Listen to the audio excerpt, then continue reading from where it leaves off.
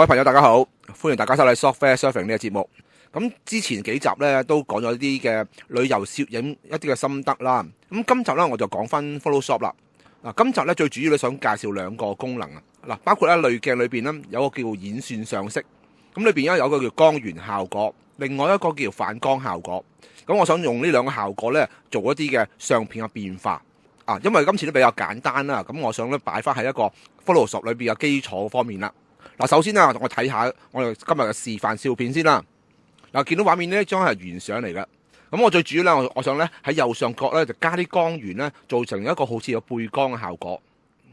而家見到咧就係完成啦作品啦。咁見到啦右邊有啲光源啦，但係你會見到個人像咧個光線咧就冇一點變化嘅，都比較光嘅。咁後邊咧你見到咧地方咧比較陰暗㗎。咁感覺上咧好似咧咁你見到人像好似用啲閃燈反光板做咗個補光效果出嚟㗎。咁除咗之外咧，我做另外一個示範㗎。咁呢個示範咧會做多少少效果嘅，因為我覺得做完我個效果出嚟咧，我感覺上咧有少少神秘感。而家見到呢一個咧，我只係做咗一個反光同埋光源效果，出嚟嘅結果就係咁樣嘅。咁一陣間我示範嗰咧就做多一個效果嘅。最後嘅結果咧就會係咁樣啦。咁你感覺上咧好似咧兩邊咧地方咧被暗咗，同埋咧有少少嘅神秘感覺。咁做咧就完全唔難噶。咁好似呢一個咁樣，我只係做咗3個步驟啫，咁就可以做得到噶啦。咁呢兩個示範咧，幅相咧我都係放喺網上面嘅。咁大家咧可以下載咧，同我一齊去做嘅。好啦，首先咧我打翻去我哋嘅 Photoshop 裏邊啦，我先做第一個示範啦。首先咧我哋喺我哋嘅圖層裏邊啦，我想增加多個圖層，咁我按住我嘅 keyboard Ctrl J， 多個圖層出嚟喎。咁最主要咧我就喺呢啲圖層裏邊咧做一啲嘅變化。跟住咧我就喺度揀啦，我哋揀濾鏡啦，我哋有個叫線上上色，我哋揀咧叫做光源效果。如果朋友咧係用緊一啲嘅英文版嘅 Photoshop 嘅話咧，唔緊要嘅，喺翻影片咧嘅右下角咧，你只要按翻嗰個字幕按鈕，按完之後咧個字幕咧就會顯示翻咧英文版本我需要用個功能嗰個名稱噶啦。好啦，咁而家咧我按落去呢個叫做光源效果。見到咧會有個圓圈圍住嘅。如果你第一次用咧就可能唔係咁樣，可能會黑晒都唔定嘅。咁我想將佢還原少少嘢先。咁你打開呢個位置咧右邊，咁你見到有叫做聚光燈啦，有呢個光點啦，有啲無限光嘅。咁我譬如我轉翻去光點，見到我樣式咧唔同咗嘅。咁我再轉翻呢個聚光燈出嚟咧。而家見到個位置通常第一次打開咧都會係咁樣嘅。不過可能咧你個光暗咧同我少少唔同嘅。咁第一件事咧，我想將佢拉喺中間先。咁我自己撳住呢個中間位置咧，我拉就移動就可以噶啦。咁拉喺中間，咁你喺旁邊咧，我拉咧就可以將佢旋轉嘅。我想旋轉翻呢個位，我想將呢個光源咧就擺咗喺右上角上邊嘅。咁好簡單，我哋咧喺呢個位置咧，我按住呢一個嘅邊緣咧，而家見到啲字好細嘅，見到係移動嘅。咁你可以你做嗰時留意翻啲字啦。你擺喺某個位咧就會顯示咧縮放闊度嘅。咁我哋喺度拉就會拉長噶啦。如果你撳得位置唔啱嘅話咧，就拉唔長嘅。咁最緊要咧，我睇翻佢個好細個文字顯示啦，同埋咧呢一兩邊都係啦。咁我如果想移埋去咧，佢呢個咧叫做縮，佢呢個叫做咧縮放長度嘅。我將佢拉咧，再闊啲嘅。咁我想將佢拉闊少少啦。咁大約係咁上下啦。咁我將呢度咧再推高啲，我想個光源都喺呢個位。跟住咧呢度咧，我哋就再拉長少少先，係啦，差唔多啦。好啦，跟住咧睇下隔離嗰啲嘅參數啦。咁呢度咧我可以拉過嚟咧暗咗嘅。呢個咧就控制住個光點咧上面呢個位置咧個光線強度拉到盡咧就強啲嘅。咁呢幅相嚟講咧我就唔需要拉咁高啦。咁我大約咧係30幾咁啊，差唔多啦。至於下邊呢個聚光我即係拉起咧就顯示到呢一個嘅聚光點咧個大小嘅。咁我而家咧就差唔多啦，我都係咧大約係10左右啦，咁差唔多啦。咁光點係咁上下啦，咁用15啦，大少少。跟住呢3個咧，我喐動嘅機會都唔太多嘅。咁最主要我哋最大一個啦。咁呢度咧我就將佢拉去咧，成幅相片咧會光咗，咁拉暗咗。咁好時咧，如果你啱打開你第一次用咧，佢呢度會暗嘅。咁我哋可以拉高啲，拉到咁上下啦。我哋成幅相暗暗地嘅。咁我做完成之後咧，我就按嗰個確定啦。咁而家效果咧，見到成幅相暗咗喎。咁但係我頭先我示範你見到啦，我係好似咧感覺上咧用咗啲補光嘅。咁我點做法咧？我哋按住呢個圖層啦，跟住按個遮色片，跟住咧攞翻個畫筆，我哋揀個黑色。黑色嘅話咧，我油遮色片咧就會顯示翻個背景顏色嘅。咁啊，而家個筆刷大細咧就係196嘅，咁我差唔多啦，大約200差唔多啦。硬度咧我用0啦，咁我呢度咧嗱咁嘅，我哋喺度油一油佢。咁你見到咧就唔好油出界喎，唔好油太多，旁邊差唔多啦。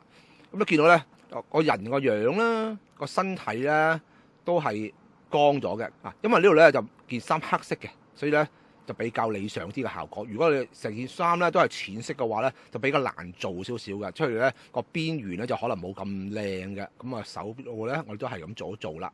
咁如果出咗界唔緊要嘅，見到咧旁邊有少少出咗界喎，咁我哋可以反轉嗰個顏色咧，而家係油翻白色，咁啊油翻去少少，油翻少少，咁令到你咧就望落去咧舒服啲。咁我依家感覺上咧都 OK 嘅喎。嗱，見到咧呢度個頭部咧有少少出咗界啦。咁啊嗱，咁望落去咧而家係舒服好多啦。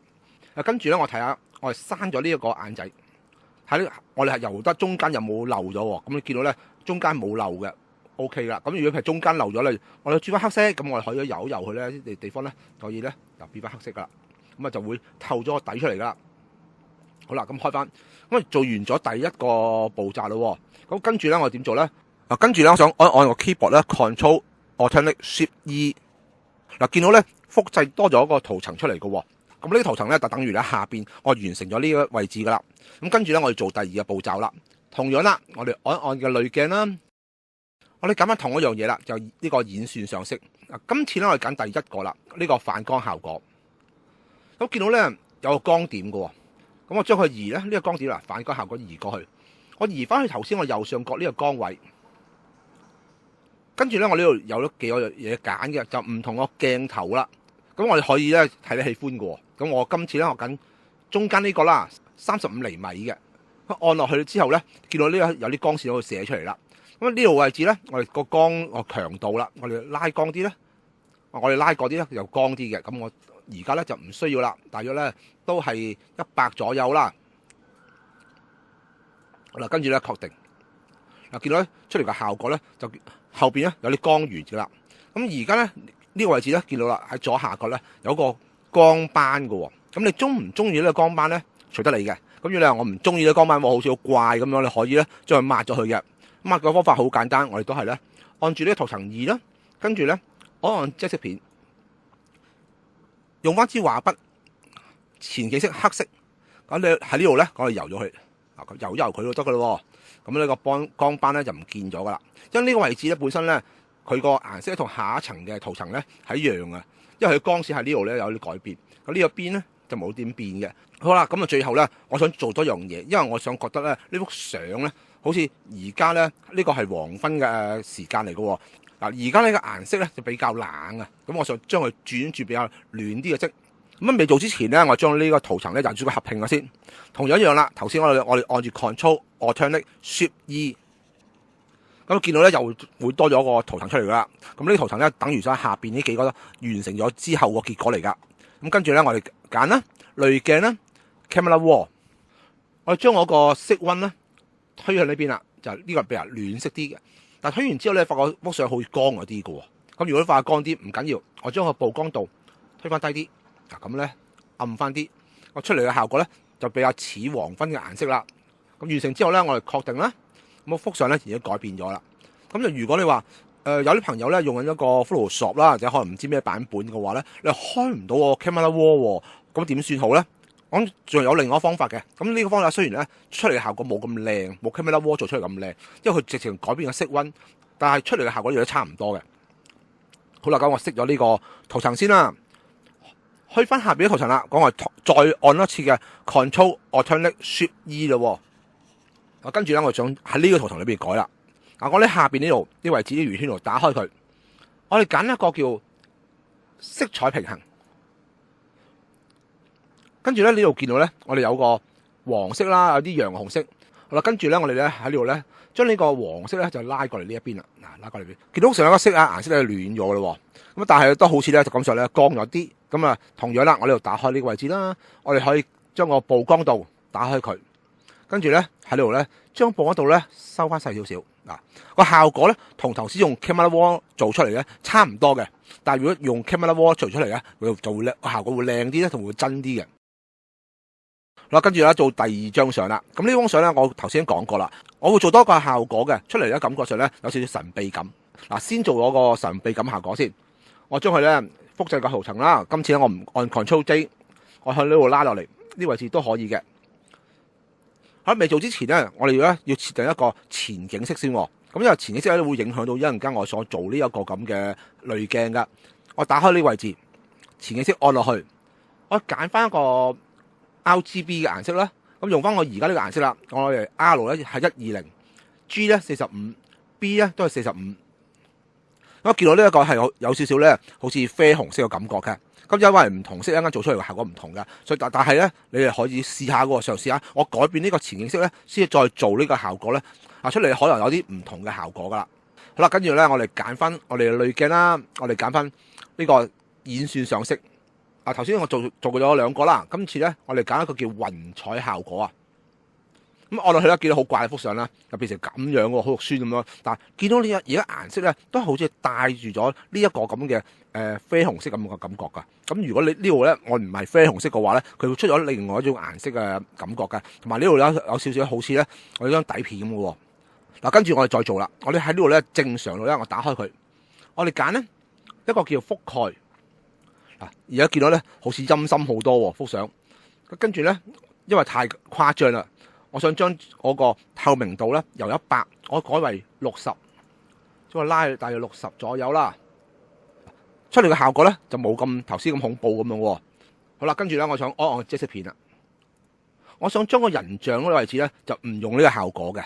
咁我而家咧個筆刷咧太大啦，我將佢收翻細少少。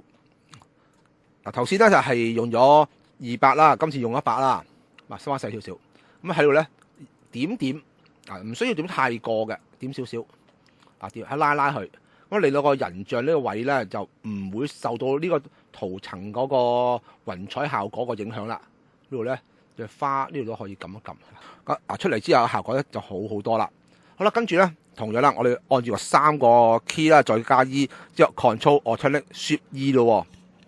跟住我做嘅嘢咧，同上一個照片咧一樣噶啦。第一個濾鏡啦。揀翻演算上色啦，揀翻呢個光源效果。今次個效果咧就唔係擺喺右上角咯。呢右上角嘅話咧，呢度嗰樹嚟噶，唔會發光噶嘛。咁我哋將佢拉翻細少少先，拉過嚟。如果唔熟習咧，第一次拉咧就可能有時咧唔知點拉嘅，有時咧好似都唔聽你話咁樣噶。唔緊要，我試咗幾次就 OK 噶啦。我移翻去中間，咁我想咧將我呢個圈咧收細少少嘅，收細啲呢個圓圈，呢個光點下邊都係啦，我將佢拉高啲，拉高啲。見到個光點咧，而家就喺呢個位置咯，差唔多啦。似翻我哋，因為呢個位置咧見到有少窿嘅樹葉，所以呢個位置咧就比較咧滲到陽光出嚟咧，就效果好啲。咁睇下呢個啲強度啱唔啱啦。咁我喺度咧大細呢個控制啦。呢個推過啦，令到啲光線強度。咁我想呢個位置咧，光線中間咧比較強啲嘅。見到兩邊咧都比較暗嘅，唔緊要嘅 ，OK 嘅。咁如果想兩邊光啲，又可以推呢位啦。咁我而家差唔多啦。呢個位置咧都咁上下啦。咁俾我感覺上咧都係中間位置咧，佢透光度強啲嘅。好啦，跟住完成之後咧，我哋按確定啦。好啦，今次咧我哋同樣咧，我睇下個人像會唔會太暗咧？如果太暗嘅話咧，我哋都可以將佢做少少嘅。好啦，我加個即色片，將人像咧，同樣咧，我哋揀翻我哋嘅畫筆啦。我哋揀翻黑色畫筆啦。好啦，我哋嘅筆刷100差唔多啦，我哋按佢。見到人咧，可能受咗啲光咧，就比較光少少嘅。咁所以效果就幾好嘅。呢度咧俾多少少啦。好啦，完成咗呢個效果啦。跟住再做最後嗰個啦，我哋個光源啦。咁我呢度咧又要增加多圖層嘅咯，又係按翻嗰3個 key 加個 E 咯 ，Ctrl Alt Shift 同埋 E 啦。跟住我哋濾鏡啦，演算上色，反光效果，將個光點移過呢邊啦。咁我揀邊一個好咧？你可以試下過自己，睇下邊個覺得理想啲嘅，咁又可以效果又唔同都唔定嘅喎。嗱，今次咧我想揀呢一個啦，105啦，按落去，見到咧個光線強咗嘅。咁完成晒之後咧，睇下我人像光線好啱唔啱啦。咁今次人像光線幾好喎，唔錯咯。咁我唔需要再用個即色片啦。咁完成之後，同樣啦，呢幅相咧我又覺得咧呢個顏色唔係咁好啦。咁我想將佢咧再搞色溫。嗱，今次咧我哋需唔需要再增加圖層咧？其實唔需要啦。因為今呢個圖層咧，我哋改變完之後咧，我哋冇用個即色片啊，所以我哋唔需要嘅。所以揀咧濾鏡咧 Camera Raw。將個色溫咧推去暖啲，有翻個好似黃昏效果啦。嗱，如果你發覺到個曝光度咧有少少唔同咧，好似光咗啲，就可以咧推翻暗少少啦，出嚟效果咧就靚啲嘅。嗱，完成之後咧就確定。嗱，最主要咧就話睇翻頭先啦，我哋揀呢一個光源效果時咧，有時佢有啲光斑出咗嚟嘅，嗰啲光斑你要唔要？如果唔要嘅話咧，唔緊要嘅，我哋只要按個即色片，我抹咗佢。但記得我哋係抹完晒佢，做好晒，最後將佢合拼成一個圖層，將呢個圖層咧先用一個 Camera Raw 將佢個白平衡改變。如果唔係嘅話咧，變咗咧有啲地方咧變咗，有啲地方咧就唔知變咗咩樣噶咯。但係唔緊要嘅，做錯咗我哋做多幾次就做得到噶啦。嗱，今日咧我個示範去到呢一度啦，咁我哋下次咧再同大家研究下其他 Photoshop 嘅一啲嘅技巧咯。咁啊，下次再見，拜拜。